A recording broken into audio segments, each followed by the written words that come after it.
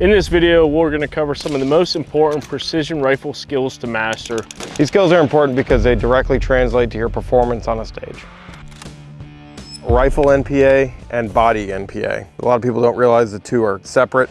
Rifle NPA is your rifle's natural point of aim, and that has to do with how you place it down on the bag, on the prop. For instance, we have this prop here, this fence, and there's a target up the mountainside in front of me. If I was building this position, shooting a stage, I would want to put my bag down in a way that angled up toward my target. So when I set my rifle down and build my position, I'm not floating the end of my rifle up to reach my target, right?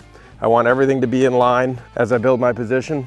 That way my rifle is naturally pointing at my target. You don't want to have to muscle it to get on target. And then there's your body NPA. So you want your hips and your shoulders square to your target. When you build your position, come in straight to it.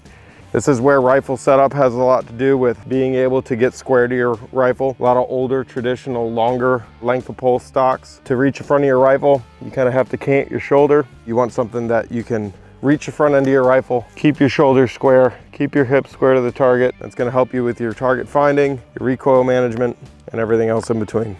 So one of the more difficult aspects of precision rifle shooting is stability. When you approach a proper stage, more than likely you're gonna have multiple positions. When you have a tank trap, some of the legs, the tips might be a little more wobbly. I'll use the center of the tank trap first because it's gonna be the most stable position. And this is just gonna help you get your first initial wind call to make sure you either have the correct wind call or if you need to make a correction. When you get into position, I call this kind of my drive or steering hand. If you have room, I typically will use it to kind of steer the rifle off to the side. I'll grip my support bag, the plate, and the side of the rifle all together. You can also put your hand on top of the scope, which is very effective to stabilize the rifle. I'll use it to make any final minute adjustments. I use my shoulder just to kind of control the recoil. I put a fair amount of shoulder pressure into it. I don't recommend free recoiling because when you free recoil, you completely lose your sight picture. If you're a right-handed shooter, you want to put your right knee up like I have it. It gives you a place to put your elbow.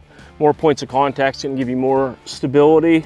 But you can also try with two knees down. I find it to be a little more stable. I recommend trying it at your range, seeing what works for you. At mid-height position, I try to give myself a nice wide base. I'll spread my legs out as far as possible. And then if I still need to get down into the rifle, you want to bend at the waist.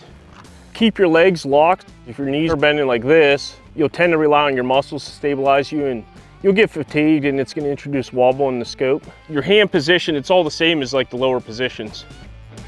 Wind is important because it directly affects the flight path of your bullet. You can use vegetation, digital tools, your experience. You can learn at which speeds grass starts to bend and blow over, trees start to sway. All that you can use to your advantage to make a good shot. You'll find on your box of ammo or your bullets a BC number. It'll be a G1 or a G7 that's printed on it. The higher that number, the better that bullet is in the wind and the least it'll be affected by the wind. Rimfire, for example, has a really, really low BC. It gets pushed around a lot in the wind versus something like a centerfire rifle. Shoots a larger, heavier, longer bullet that's more sleek in the wind. And you'll see that reflected on that G7 or G1 BC number. You might choose to hold or dial your wind in depending on what scope you're running, what reticle's in it, what your stage is in front of you, your experience level, the time allotted to you.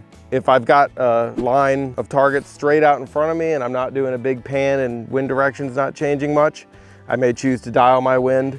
If I'm making big pans and my wind is going to be drastically different on every target, I'm going to choose to hold my wind. It's just a time-saving thing. You got to choose what's right for you and your setup and your skill level. Spotting your misses and making good corrections. It's very critical to see where the bullet goes and use the reticle as a measuring tool to figure out how far you missed from your point of aim and to make a good follow-up shot with the correct hold. If you have, say, a ½ mil left hold to the center of the target and you break your shot, if the bullet goes off the right side of the target, I will actually physically measure with the reticle and say I come up with a 6/10 from the center of the target. That gives me a 1.1 mil left hold for the corrected hold. I will go ahead and make that correction and then send my follow-up shot. Some of the issues I see when you're trying to spot your misses, it could be bad bag placement, bad body position behind the rifle. You're not mitigating the recoil where it's not coming straight into your body. Always make sure that you have good square body position behind the rifle because that's going to help you mitigate the recoil and be able to see where the bullet goes. Pay attention to kind of the surroundings around the target. If you don't have a really good berm and say the target's sitting above some tall weeds, when you miss left or right, you may see the dust come up, you know, above the target, and shooters think that they miss high or potentially low.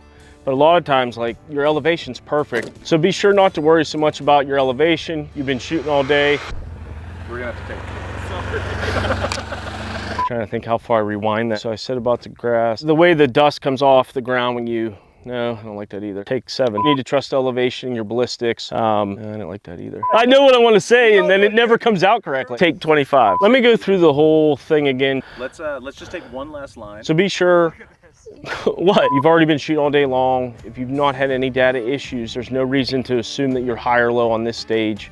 You really just need to focus on the miss, whether it was left or right. It was not necessarily an elevation issue. Perfect. Oh. Nailed it. Take 75, John. Sound okay. Yeah.